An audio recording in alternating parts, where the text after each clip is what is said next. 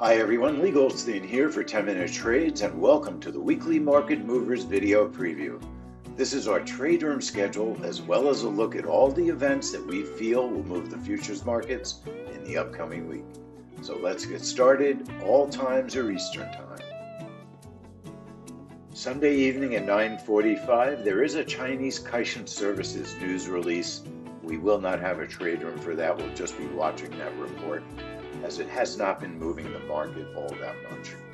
Our first trade room will be Monday morning at 9:30 a.m. for ISM Services. It is a family money trade, and it will be our first YouTube stream of the week.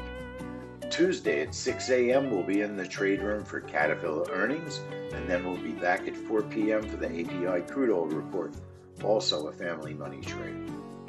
At 6:45 p.m. we'll be keeping an eye on the New Zealand jobs report.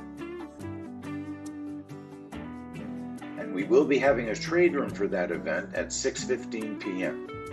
Wednesday at 10 a.m. we'll be in the trade room for crude oil inventories, and we will be streaming that on YouTube.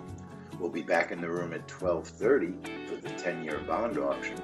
And then at 11 p.m. in the evening, no trade room, but we'll be keeping an eye on New Zealand inflation expectations.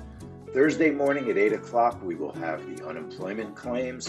10 a.m. we're back in the room for natural gas storage. We will be streaming that on YouTube. And then 12:30 p.m. we'll be in the room for the 30-year bond auction. 9:30 p.m. on Thursday is the Chinese CPI PPI year-over-year news report. There is no trade room on that event. Our final event of a quiet news week will be Friday at 8 a.m. for the Canadian jobs report.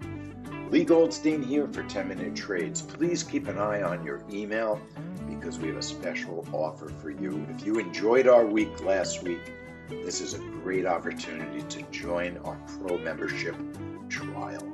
See you in the trade room next week, everybody. Leigh Goldstein signing out.